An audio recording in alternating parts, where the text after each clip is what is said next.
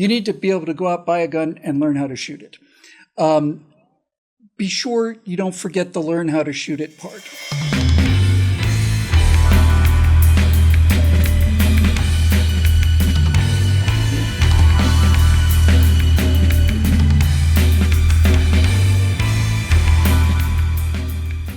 Well, hi, everybody. I'm Bill Whittle with my friend and colleague, Alfonzo Rachel. This is the Virtue Signal.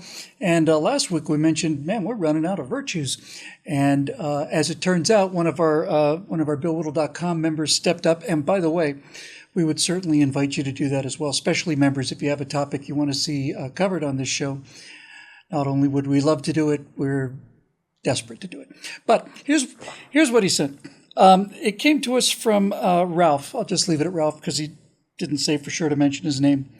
But he was talking about Robert Heinlein, Zoe, and this is a fairly famous quote of his. He said, quote, "A man should be able to change a diaper, plan an invasion, butcher a hog, con a ship, design a building, write a sonnet, balance accounts, build a wall, set a bone, comfort the dying, take orders, give orders, cooperate, act alone, solve equations, analyze a new problem, pitch manure, program a computer, cook a tasty meal, fight efficiently, and die gallantly. Specialization is for insects." I think I did pretty much all of those things in the last 3 or 4 days, to be perfectly honest with you. I've been a little busy. That's a pretty wide list, but let's talk about this idea of ability. And let's, at least for the general part of it, keep it kind of confined to men because we're manly men and we have manly male opinions about many manly things that manly men have opinions about. It seems like we don't have the variety of skill sets that our parents had. There's certainly some skills we have that they didn't have, internet broadcasting being one of them. But I am struck at the fact that when you look at the success of Mike Rowe and his Dirty Job show, and you see the things that those guys do, and you think, oh man, I could never do that. You know, our recent ancestors had to do all of these things, many of them unpleasant. Do you think we've gotten, it's not so much a question of soft as just, do you think we're too specialized? Do you think we're turning into a nation of insects who know how to do one thing well, and a flat tire leaves us, crying and texting for help? Yeah, man, that's a bucket list for me to fill up, man. And I'm a manly man. I got here to prove it. Planning an invasion is my favorite one. That's the one I'm looking forward to the most. Yeah, right. I'll be there, rattling off the war drums for that one, because hey, that's what I do. Okay.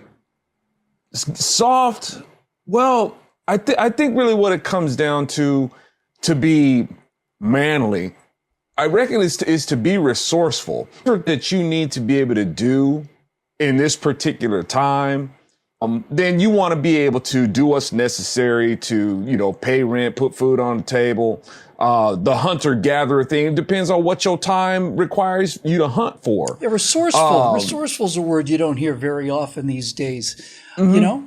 That ability to improvise, that was always kind of the key American trait, that ingenuity. Well, we don't have this, so we're going to have to fix that. We got Apollo 13, and they got one size of carbon dioxide scrubbers and for the command module and a different shape for the lunar module. We got to find a way for these things to get together. Here's some socks and some duct tape and a Tupperware thing.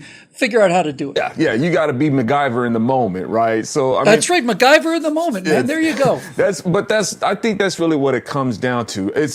I guess manliness doesn't need to be necessarily defined by, you need to be able to field dress this animal like right now. It should just be in your blood. It's in your instinct to be able to do that.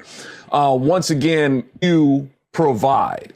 At the same time, have the discernment on what it is that you're doing to make provisions, right? I mean, manhood is basically doing what's honest and doing what's decent and having discernment to actually know what's honest and decent. Sure that you have the ability to acquire the resources that you need to get to point B, et cetera. Do you think that we're too,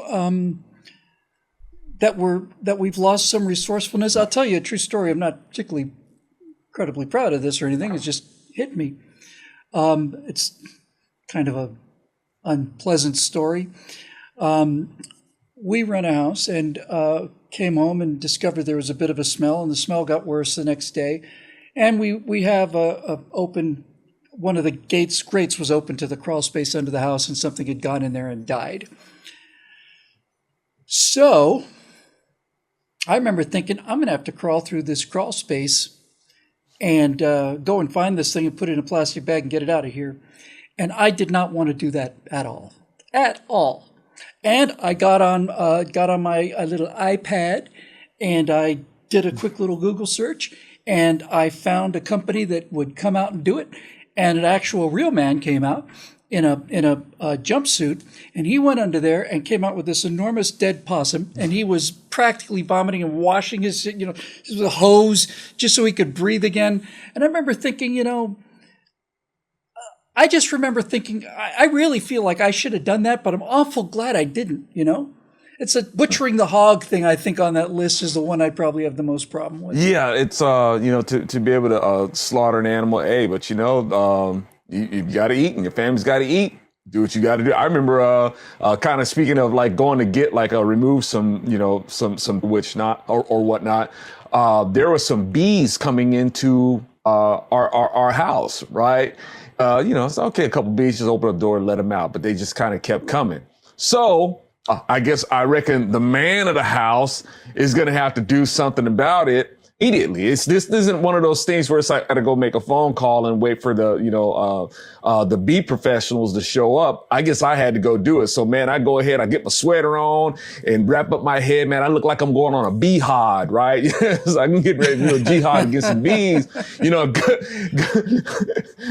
and I got to go up on the roof, man, all clothed up and deal with it because in the neighborhood, they're talking about a beehottie, right? And I reckon, and my wife, the way I was dressed, I said, hey, you are looking kind of beehottie there, sexy guy. I'm like, yeah, let me go ahead and take care of this, bring the terror against the bees. It's like, do I want to be up there to do it? But hey, you're in line to do it, man. So go ahead and get up there and do it. I don't know how to diss bees. I don't know how to think about it. It's like, you're a man. You're how to do these That's things. Right. Okay, well, I know how to get on Google, but like I said, there wasn't no time for that. They're coming in. Right. So had to do something about it. I was ashamed of myself when I saw that guy come out with that bag, and this guy does this for a living, and it was pretty nasty, apparently. I remember just being ashamed of myself. And I really sat and asked myself, if this service hadn't been available, would I have been able to do it? And I think, I would have had no choice. It's either me or Natasha, right? And then you just can't live with yourself, and she's probably not going to want to live with you either. But the ability to do things and resourcefulness, the ability to simply, improvise. I remember clear as day, when my dad taught me how to change a tire. And I was probably 7 or 8. And I remember it was an old style jack, it wasn't the scissors jack, it was the straight jack in the back, and you had to crank this thing, just ratchet the back of the car up. And my dad said, don't stand behind the jack. Sometimes those things will kick out. And if it does, it'll probably kill you. So I thought, okay, note to self, do not stand behind jack while jacking up car. And then we went around and changed the tires, and he told me, you got to tighten the bolts in like a star pattern, never go around because you can put a little thing. Okay, got that too. When I had a car breakdown, an actual breakdown with the battery and the electrical system just went dead, I called AAA to tow the car because I'm not able to tow the car with my teeth. Another thing I'm deeply ashamed of is not being able to put a chain in my mouth and tow my car 9 miles. So the guy with the tow truck came, and the two of us pushed the car out into the street because it was in an underground parking lot. And he's hooking up the chains, and he says to me, hey, thanks for helping me push the car out. And I said, well, what am I going to do? Just sit there and drive while you push? He said, yeah, that's what everybody else does.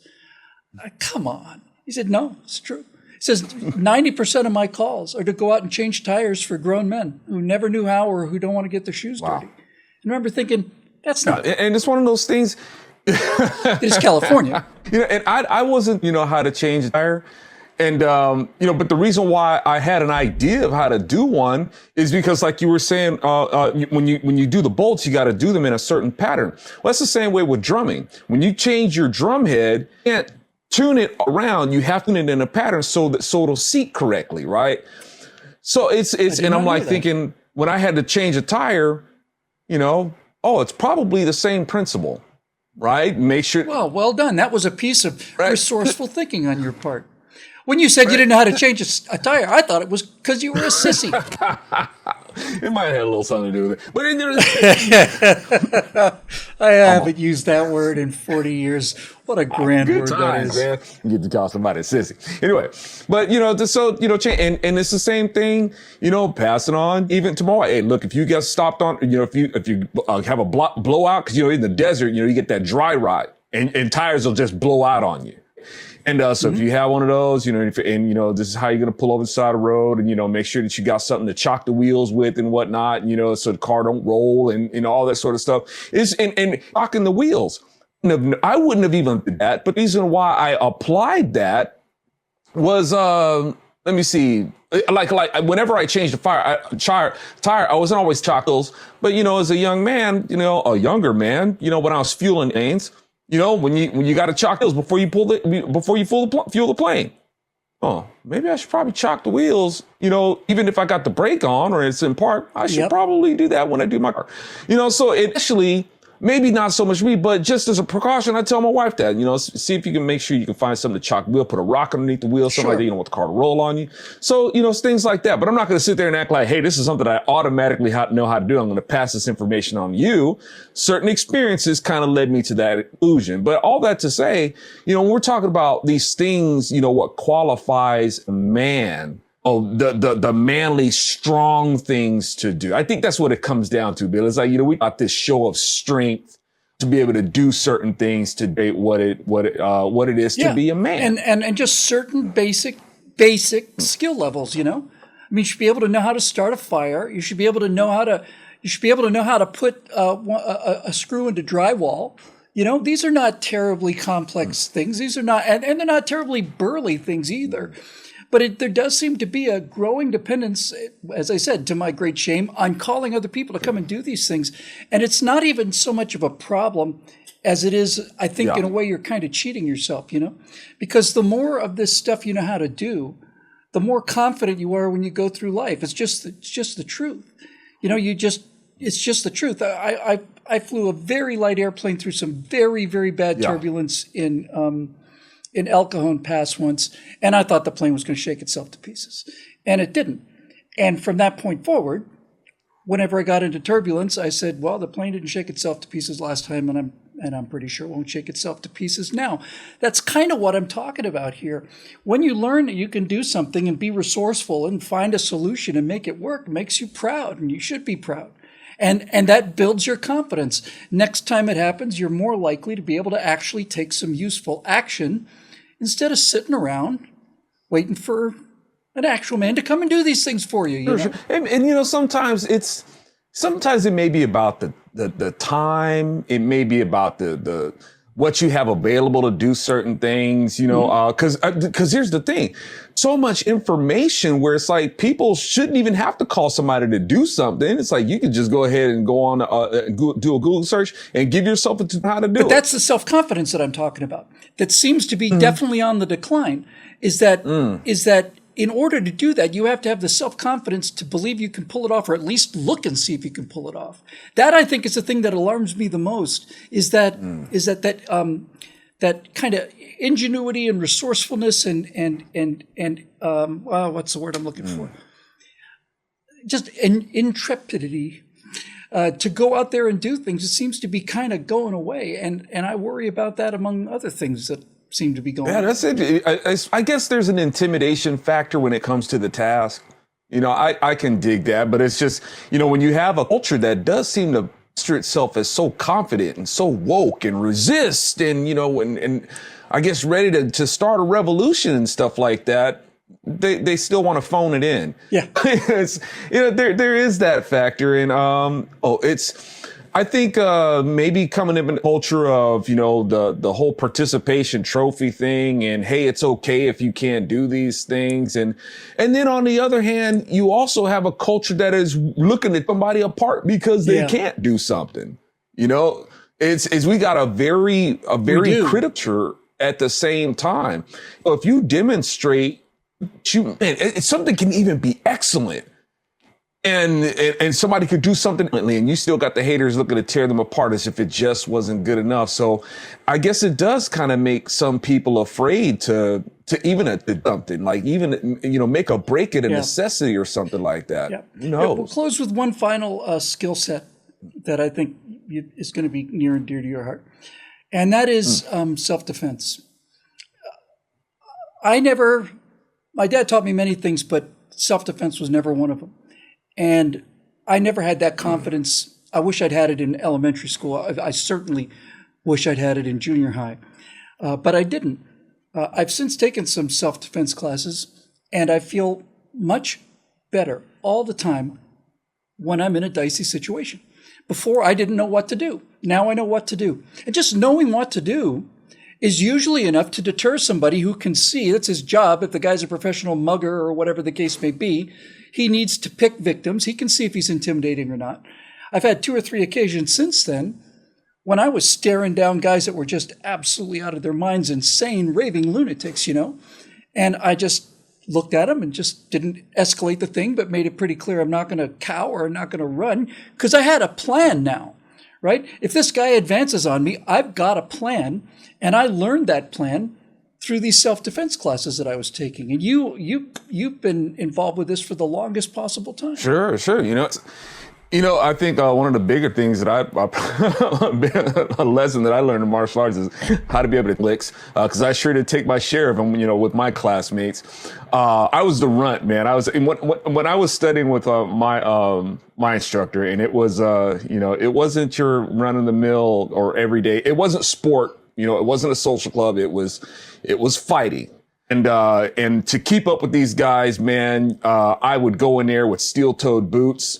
I had because my classmates, these some of them were like vatos, man. They were like, they've been and whatnot.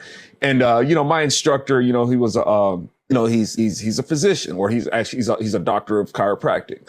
And, and when I remember just first meeting him, right, that I was going to learn something from this. And his whole thing was like, look, man, I'm here to refine, to teach refinement, by the arts. I'm going to sculpt you, right? I'm going to put you in the fire. And, these guys that, I would train with, man, and they were the nicest guys. You get in the ring with them though, and, it's a whole nother, it's like a in there. But, and I'm not saying like I'm some, tough guy who can really get out there and fight. I'd like to, my teacher wanted to instructors. That's what he wanted to build. In terms of my talent, I may use the word talent. Teaching is one. I'm not going to sit here and say that I'm a talented fighter, but with him, I remember first meeting him, man, I've been able to pick him out of a crowd as a fighter, but shook hand. Right. And he didn't give that kind of handshake. Yeah, one of those like kind of things. Squeeze your like, hand, you didn't tell me we were doing an arm wrestling hand. match today, Mr. Strength. Exactly. But it wasn't that, he didn't kind of do the thing where you tilt your hand to make sure that your hand is on top to assert dominance or anything. Not that, man. It was just the way that he held my hand and the angle of it. I could feel the weight. I didn't feel pressure. I felt weight. And it's like, why am I feeling weight? And it was a kind of thing where he shook my hand. I was off balance. And that kind of thing where it's like, okay, I think I'm really going to learn something here, more than I've ever learned about the arts in all my life. So, but in learning and even going through that, there's the knowing and then there's the application. In teaching it and really get into it's all made so much sense. Right. But even though it makes sense to you, you still got to put it you got to do your lab work. Right. Things that you might know, you'd be in for a surprise. But that comes with the time, it comes with the rank, and then things that a person made were so complicated, or say this really quick, and I see this a lot of times, arts. There's a demonstration that are put on that will fit in the moment. right? Like say, for instance, people will be taught, and it makes it look good, and it will give a student a sense of confidence. And I hear people saying stuff like, well, martial arts is good, but against an opponent who's standing still. A stigma to that because a lot of people, they see these things. And an example of that would be when a person is taught to retaliate a technique, to assault, have the opponent right foot in front, right? When a person puts their right foot in front, whatever that opponent has, it makes their body seems very accessible to you. So now you could do anything. It's the problem. People are right-handed and most people don't fight that way. Imagine throwing a baseball. When you go to throw a baseball, are you going to put your right foot in front? No. To throw with your strong hand, you're most likely right-handed, you're going to put your left foot in front. And that's how people blows. So that if a person doesn't have that sense of human to human combat dynamic, you're going to be in for a surprise because, oh, wait a minute, his stance is closed. It's not open. Now, you're at a bar fight and said, hey, hang on one second. Could you just switch your feet for me before you crack me on the head with that broken bottle? Could you put your right foot forward? Those things make that's a better. big Hold it right difference. there. That's good. So and you have to, once again, you got to do your lab work on it. You got to get a sense of the shock of what it is of, you don't have the static opponent. It's very dynamic. This person's not going to sit there and let you do these things to them. You know, and a lot of the martial arts has about those things, and I can see it. I've been there. Like I said, when I got with my instructor, he threw all that out the window. It's like, okay, the simplicity of it. Like when we talk about the resourcefulness of it. And like I said, my instructor, you know, he's a chiropractor. So the physiology was very important. No longer a point of my opponent does this, I'm going to do this. And I've got like a repertoire of things that I could possibly do. No, trying to remember those things to get you hurt. What I know is this. I know that your range of motion is only going to allow this much. I know that there is only a certain parameters of how you can attack me. So considering that in mind, I know that your arm is going to either extend this much or flex this much. I know that your shoulder can only rotate so much, vice versa. I know that your leg can only this, and so on and so forth. So once I'm able to intercept the artery, then there has to be a method to be able to intercept it. Just like any weapon, you have to have a delivery system for it. So once I'm able to do that, and that takes practice, but still simplifying. Okay, I know that you're allotted this much range of motion, and what can I do to interrupt it? So, you know, once again, you can have the knowledge, and then there's the application. See, that breakdown that Zoe just gave you is the reason why you should take self-defense classes. It's not even so that you know what to do when you get in a fight. It's just that you know that you would know what to do if you're about to get into a fight. And that makes life much, much easier. So I'll just close with this. I think of all the manly abilities that we talked about, the one that if you have not achieved this yet, you need to do it right away. And a significant number of women need to do it too. You need to be able to go out, buy a gun, and learn how to shoot it. Be sure you don't forget the learn how to shoot it part. The ability to defend yourself is essential to a free society. Your ability to defend yourself and your neighborhood is also a handy thing to have to do. But I didn't realize until I actually bought my first gun, which I did fairly late, I want to say around 2007 or something. I didn't realize how different life felt there. It wasn't cockiness. It certainly wasn't arrogance or increased, aggression. On the contrary.